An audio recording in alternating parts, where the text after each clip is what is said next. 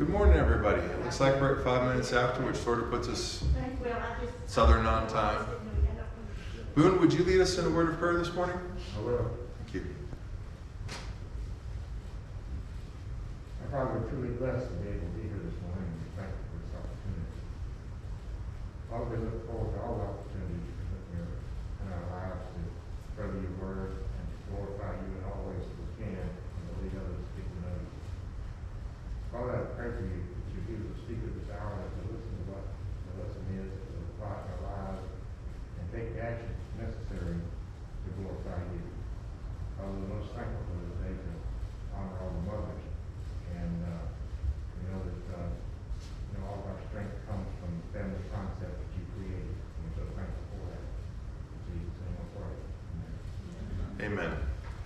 For a change, I've left up my desktop's background as opposed to putting up the first slide of the sermon. And the reason is because of what we covered last week and what we're going to be covering this week. Last week we covered 1 Peter chapter 2, and it's one of those passages you sort of struggle with because essentially it's saying, yeah, the government, no matter how wrong it may be, in that case emperor worship, we still have an obligation from God to submit. And that submission isn't to all things of the government, because if the government tells us to do wrong, we do not do the wrong, but we accept the consequences from that government for the civil disobedience.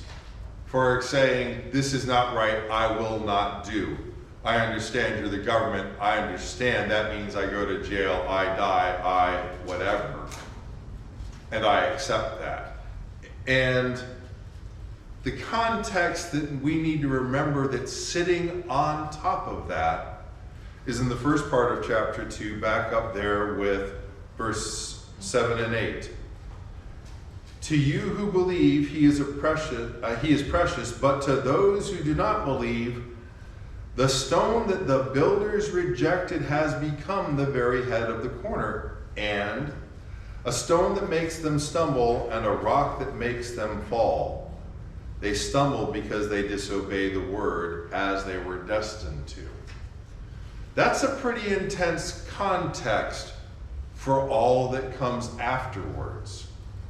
It's acknowledging that this cornerstone, the thing that is to be our guide, Christ, isn't just something simple out there. It's gonna cause people to stumble. But when do we stumble with it? When part of us really wants to go against the guide that is being given by the cornerstone. We don't want to suffer. Yes, sir? Now, the cornerstone is the stone that you use to set up all the other angles of the house. Yes. The house is built on. And he's putting it lightly. Everything is squared off from that one stone. So whatever is level on that stone is the level for the rest of that house. Whatever is the right angle of verticalness from that stone is the angle of the verticalness for the rest of that entire structure. Everything is referenced off from that one point. And as Christians, everything is referenced off from Christ. If we're in conflict, if we're stumbling with it, we need to recognize to try to fight against the guide it's given is rejecting Christ. It is not easy. What we read last week and discussed, and it was a really good discussion, including my coughs. My coughs, they weren't the good part. Me coughing meant everybody had more opportunity to talk, and I appreciate that you all filled in. It's complicated because if we're going to really change and be transformed by the renewing of our minds, that means we got to work through these parts where I'm sorry, my comfort is a high priority for me. And setting that aside for what I might be called to face in injustice for the sake of God. That's one of those harder kind of points to work our way around. It's really easy to say, well, I was in a hurry, so yes, it's sort of 65. No. The law has set that up. I mean, the government has set that speed limit for a reason. As Christians, the truth is, we shouldn't be playing loosey-goosey with the speed limit. Oh, but that's not really important. What are we saying about obedience to the law then? It's not important except when I feel like it's important. So what does that tell the world about Christianity? It's only important when you feel like it's important. I could name off a religion where, okay, there's the American way to do it, and then there is the way the rest of the world looks at it. And they all fall under one individual. And if you're outside of the U.S., then everybody kisses the ring. If you're inside the U.S., some will kiss the ring. The rest will treat it like it's good advice, nice ideas, but they're really not going to follow. What does that really say about their religion? And I'm not trying to put down Burger King. It's a have it your way kind of religion. I want this part, this part, this part. Oh, that part. Leave that out of my religion. I don't want that part. What this is saying before going into all of that harder area is there's one standard. It is a serious standard. For those who understood that style of building back then, it is the absolute standard from which, if you're deviating from it, you're essentially rejecting it all the way. We cannot do that as Christians and really be honestly calling ourselves Christians, because at that point we're not. If he is not the absolute by which we guide our lives, then Christian isn't the right title. When we move then to chapter 3, it begins with wives. I would like to hear some discussion. Why do you all believe that Peter begins what follows chapter 2 with wives? We make the world go round. Wives make the world go round. We are the Cornerstone.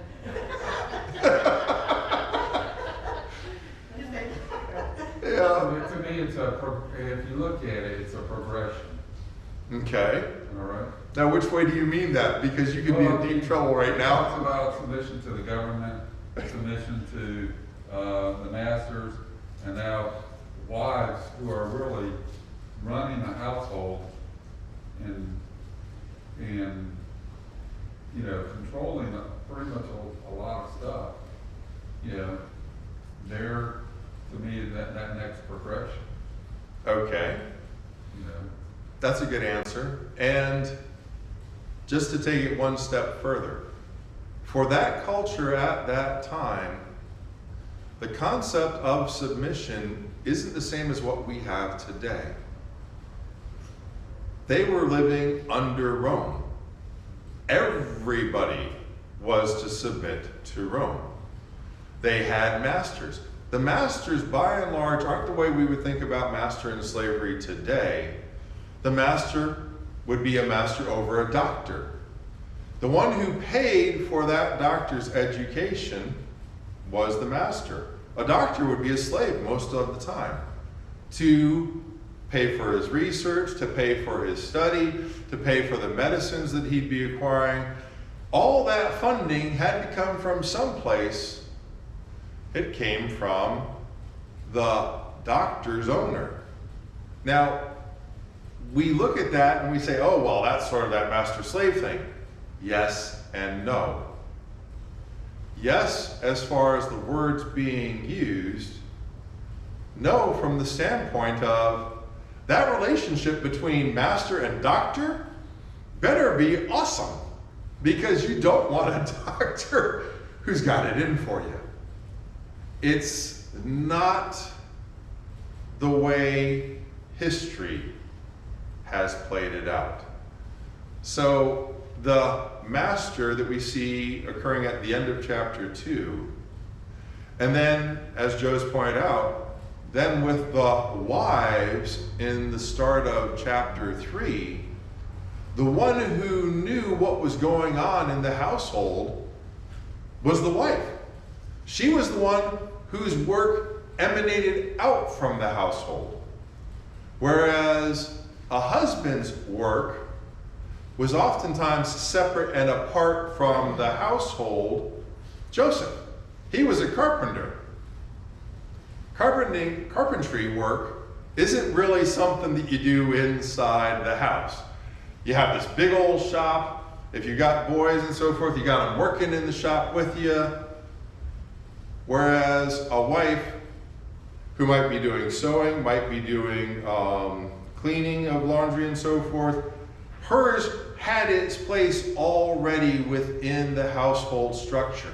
She was managing the finances of the household. She couldn't go far, because if it was going to happen at the house, even if she wasn't the one doing it, she's the one paying somebody else to be doing it. So Joe's right. In one respect, there's a hierarchy that we're moving down here.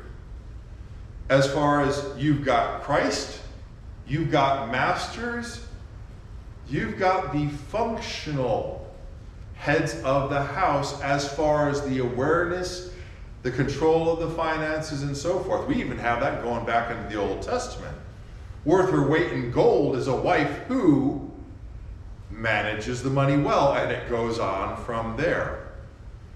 There's also another aspect of this, and this is important because of who the author is. What do we know that's unique about Peter relative to the culture he's in? And this is a single point that unfortunately we lose it because we don't recognize how messed up the culture he's in really is at. There is one significant point of something that takes place in the Gospels about Peter. Anybody know what I'm referring to? You'll know it once I say it. Peter had as part of his household his mother-in-law. That was not culturally correct. In the Jewish culture, he's got no responsibility whatsoever for his mother-in-law. She's of a different household. The fact that his mother-in-law was part of his household shows a respect and honor that Peter had for women. Now, I want to tie that with another passage from Paul when he talks about the women being the weaker vessel. Weaker is the wrong kind of word, because when we think of weak, we think of strength. Paul is referring to delicate. When you've got a crystal chandelier, you don't take that out and use it as your substitute hammer to whack a nail in. It's gonna break. It's fragile. It's also worth thousands of dollars.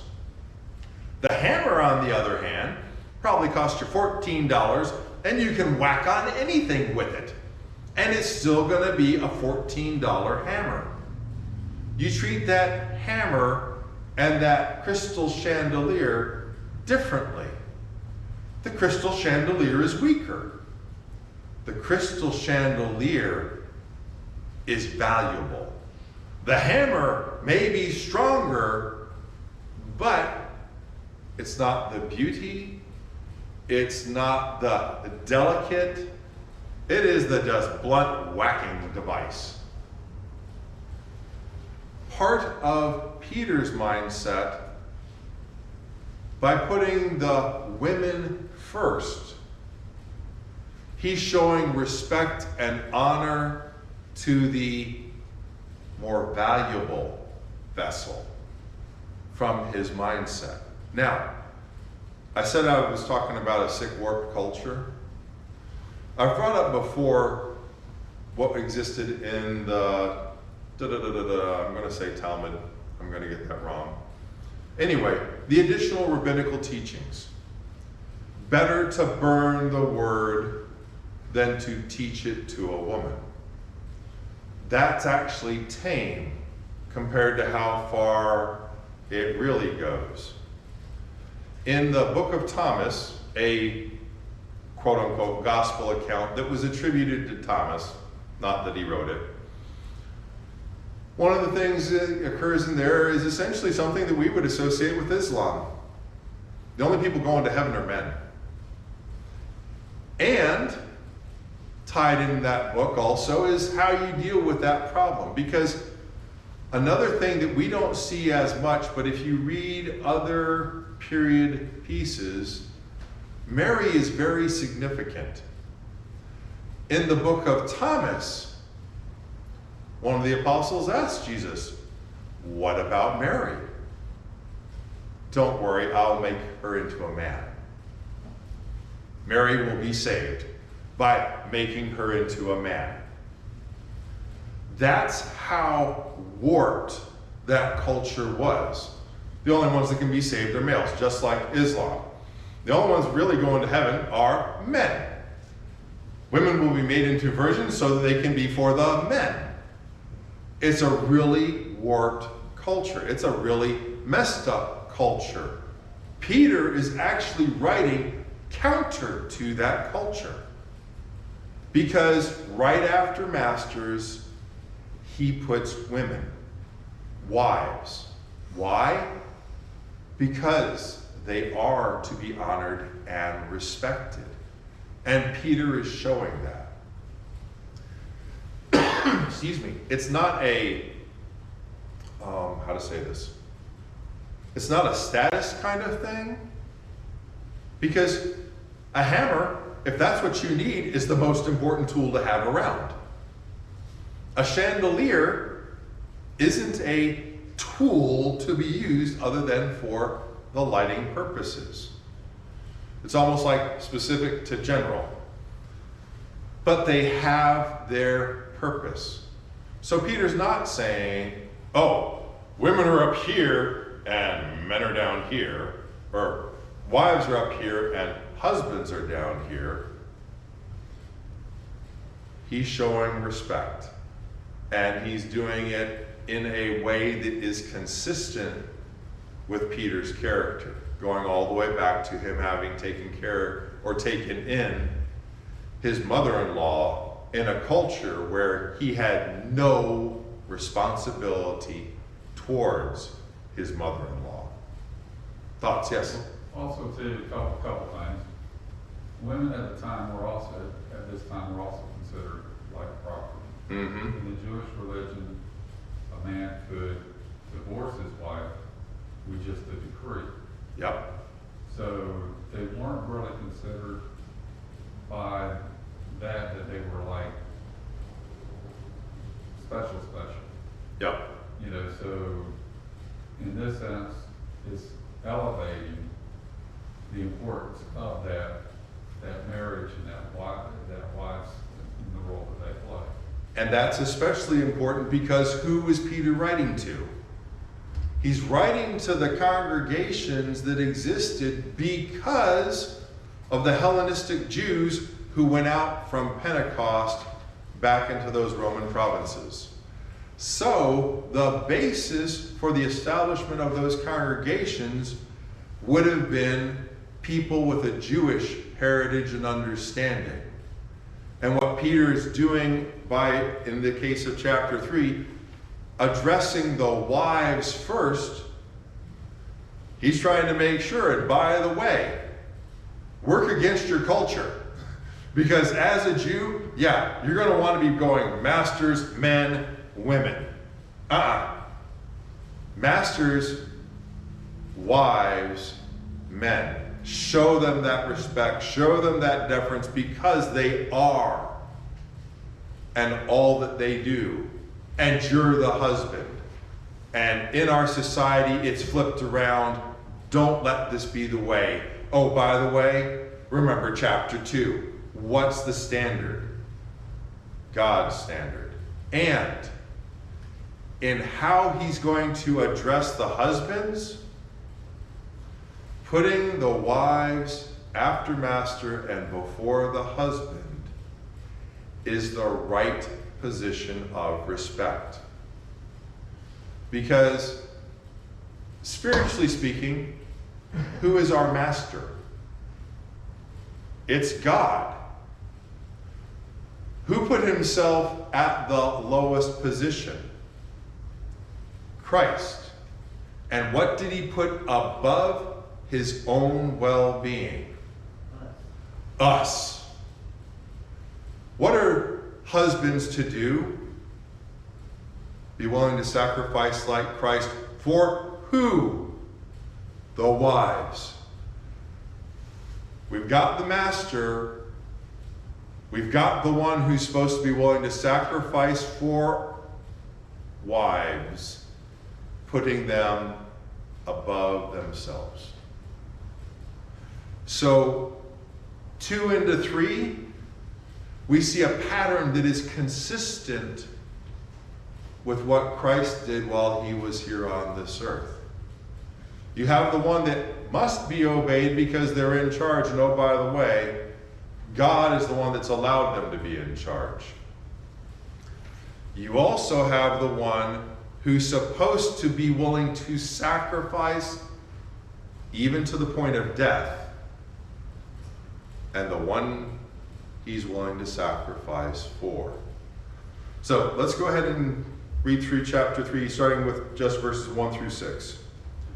Wives, in the same way, accept the authority of your husbands, so that even if some of them do not obey the word, they may be won over without a word by their wives' conduct, when they see the purity and the reverence of your lives. Do not adorn yourselves outwardly by braiding your hair and by wearing gold ornaments or fine clothing. Rather, let your adornment be the inner self with the lasting beauty of a gentle and quiet spirit, which is very precious in God's sight. It was in this way long ago that the holy women who hoped in God used to adorn themselves by accepting the authority of their husbands. Thus, Sarah obeyed Abraham and called him Lord.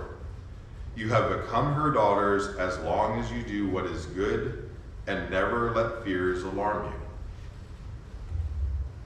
The way he's couching this is consistent with what we just discussed. Because the hammer, it's got the power in some respects. It can do the whacking. It can accept the call to die for. And because it's willing to go that far, accept its authority. Go back to our first picture though. Master, Christ, the rest of the world. I blocked off my microphone. He put himself at the bottom. He was the servant that sacrificed for all. Yet, when he said, here's the example you should follow, where's the position of authority coming from now? It's coming from the bottom. Because of what he was willing to do and would do for what's in the middle. What's in the middle benefits from the bottom taking the responsibility of paying the price. It's not saying you're lower. What it's saying is there's a design here. recognize that design, and because you are, going back to where we started all this, working from that cornerstone, if you adhere fully to the guide of the cornerstone, even if this is a bit messed up, you're going to have an influence. Oh, well, okay, this goes back to the Bible study I had at the beginning of the semester.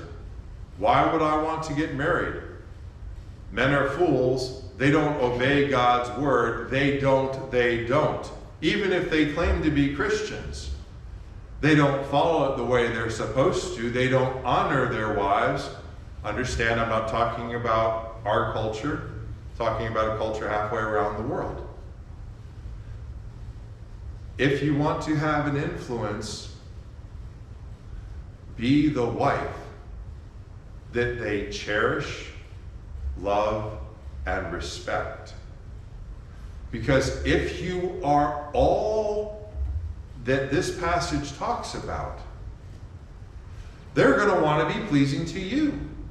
They're going to want to, in their authority, responsibility, to place you as the honored vessel.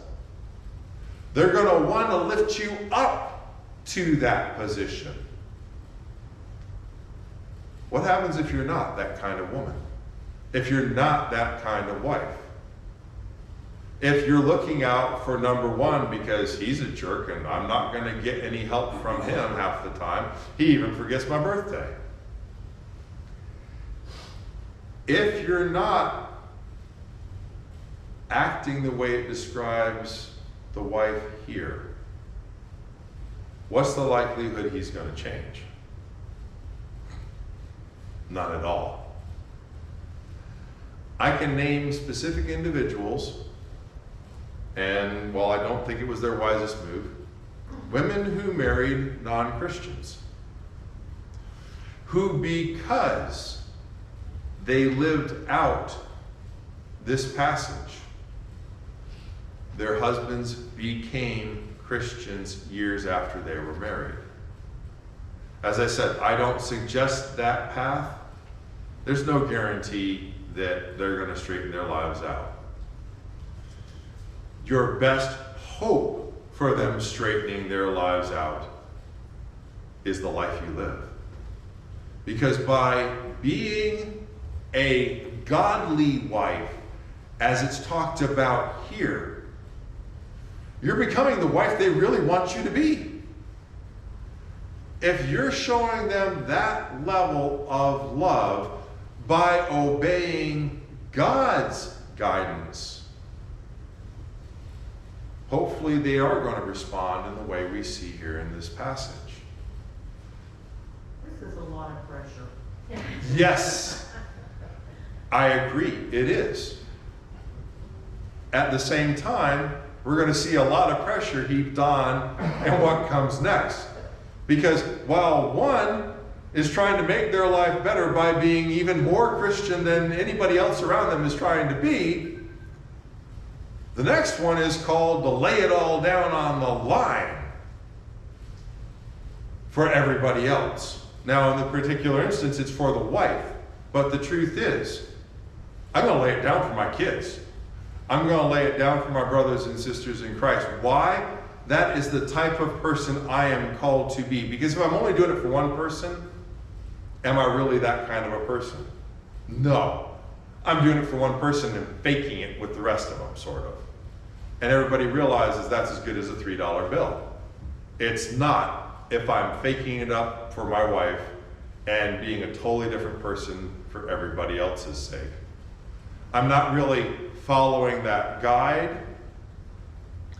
I'm conforming for her, and for the rest of it, I'm something else. That kind of duplicity doesn't cut it. But yes, I agree. There is a lot that is being put on the wives here. Here's something to consider. Let's back it up to the end of chapter 2. And verse 18, slaves, accept the authority of your masters with all deference, not only those who are kind and gentle, but also those who are harsh. That's asking a whole lot. But why are you doing it? Are you doing it because of the master? Or are you doing it because of God? I totally agree. The start of chapter 3, that's setting a high watermark. The end of chapter 2 sets a brutally high watermark. And yet, is Peter asking this because he wants better behaved slaves? Because he wants a more loving wife?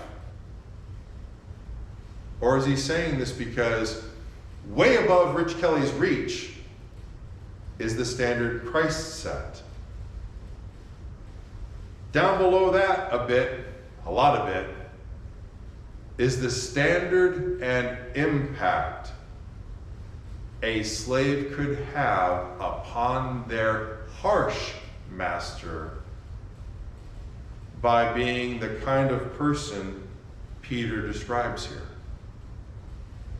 If a slave is going to positively influence somebody who is harsh, who has no consideration for them, it's not going to be because every time the master turns around, they cuss him out or whatever under their breath. It's going to be because, in spite of how bad as a master I treat my slave, they treat me with more respect than I even treat my spouse. That's going to get somebody's attention. Moving to the wives. Same kind of thing. Culturally, we already know it's messed up. So, if women don't get the respect in the Jewish culture that they deserve based on Scripture, the person who's going to get that husband's attention isn't the wife who makes sure they get theirs whenever they get the chance. It's going to be the wife that, like the slave, submits not in spite of the messed up husband, but because of the glory of God. And that's the thing. The slave isn't submitting in spite of. Because what's in spite of imply? This is so nasty. And what are you focusing on then? The nasty. I'm doing it because of God. I'm enduring because of God. I will take whatever you're putting before me, and if it's not in violation of God, I accept. If it's in violation of God, I submit to the consequences. That comes all the way down to the wife's level. In one respect, the one who's got it the worst, because he's got no wiggle room, is the husband. Because what he's doing because of God, where do we read in chapter 3 in that top part, give up your life for? We don't. They're expected to do, but the do is confined to duties. It doesn't say, give it all up. 7, husbands in the same way, show consideration for your wives in your life together, paying honor to the woman as the weaker sex, since they too are also heirs in the gracious gift of life, so that nothing may hinder your prayers. Let's stop right there. what did it just say about a man's ability to talk to God? It's messed over if I'm not doing right by my wife. It doesn't say a woman's prayers are hindered. It says, man, husband's prayers are hindered. I can't talk to God if I'm not treating my wife the way I'm supposed to. Because God's not listening. She's right there. I'm supposed to be way up here. She's supposed to be up here as far as how you treat her. If you can't treat her the right way, you don't need to talk to me. Because that's right there for you. If you can't show her honor, if you can't show her respect, what do you think the world thinks when you claim to worship me? If you treat her like dirt, what does that say really about your religion? It's a sham. So, you want to talk to me as God? Cool. I'm good with that. Get good with your wife. Because how the world sees your relationship with your wife is how they're going to see your relationship with God. Because how you treat her is part of the way they're going to look at how you treat others. If she's supposed to be the most important, and you can treat her like dirt, this God thing's got to be some kind of sham. You're doing it for what you can get out of it, just like you do with your relationship with your wife. You're right that the first part of chapter 3 is really hard. Last part of chapter 3, oh, by the way, I don't care what you say. I'm not listening until you shape up. There's no restriction in the first part saying for the wives, I'm not listening to you as God until you get it right with the men. It will hinder you if you aren't doing right by your wife. And I haven't even gotten to the die for her part yet. So continuing on, finally, all of you have unity of spirit, sympathy, love for one another, a tender heart, and a humble mind. Okay, now who's he addressing? We've gone master or slave, we've gone to wife, we've gone to husband, all of you. He's talking now to the congregation. Think about the obligation issue. We sort of were saying, well, if the husband's the one supposed to be willing to give his life, he's down here at the bottom. All of you. He's putting everybody on the same level. There's no up, there's no down. All of you. This is where you're working from. Have a unity of spirit, sympathy, love for one another, a tender heart, a humble mind. Do not repay evil for evil. Where does that go back to? The slave. Where does it go back to? The wife. And it really also goes back to the husband. None of you allow a worldly mindset of, well, if I'm being done dirt, I am so getting my pound of flesh. All of you. That's not acceptable.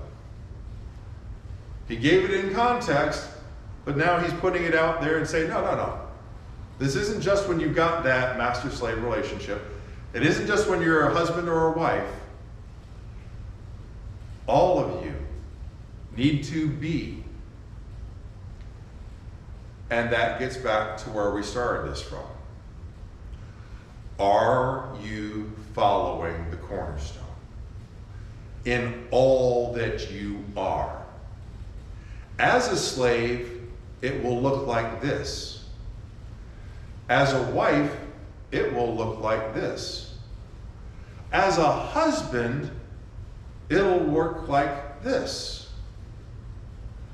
as a part of the building of God.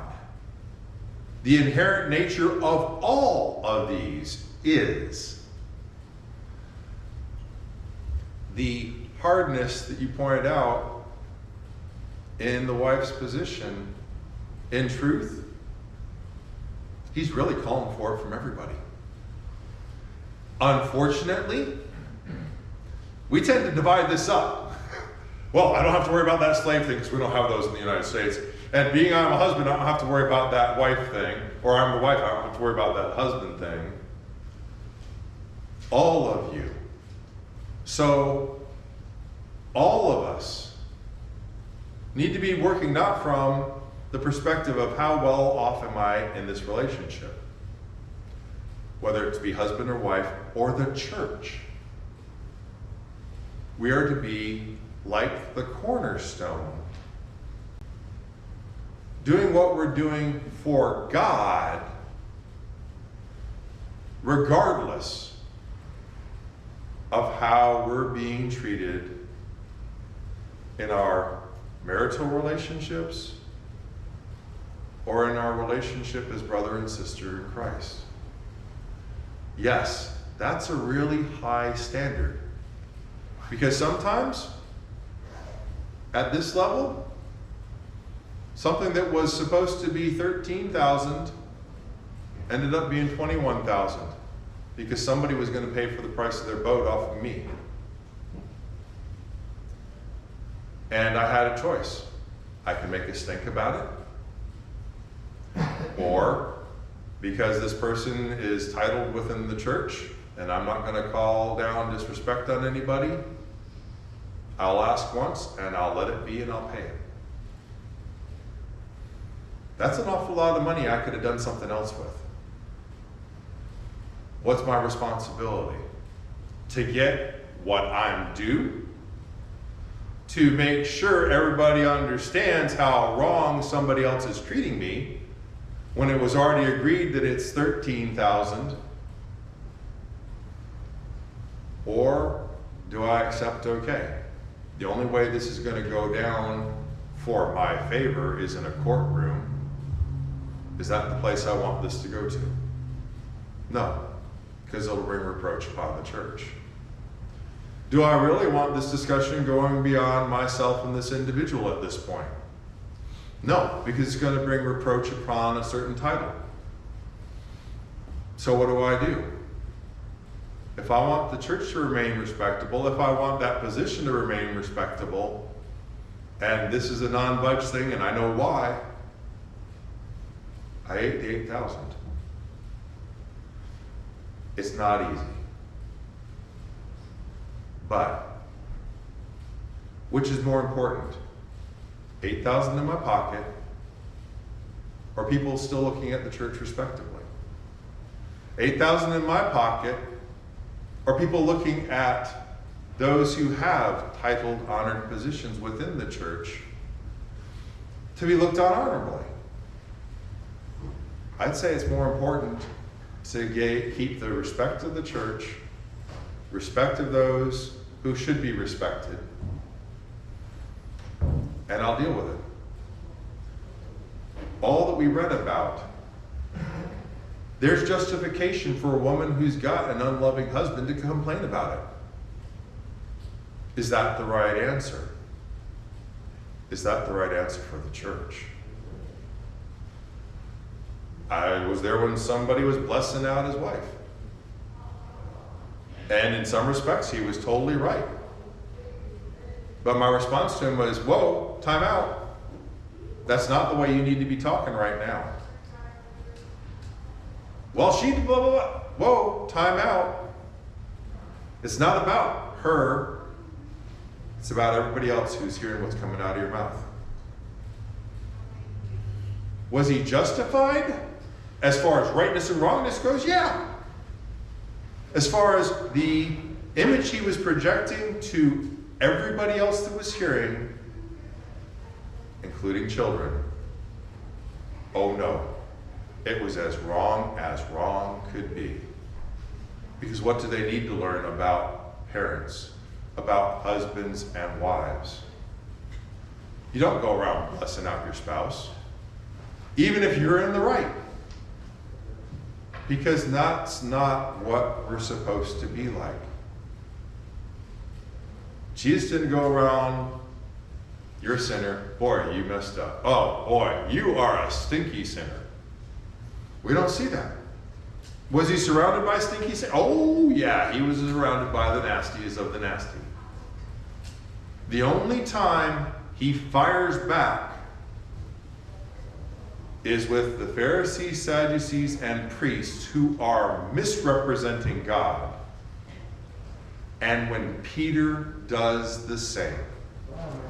When he puts worldly domination above the cross, that's when Jesus says, "Get thee behind me, Satan."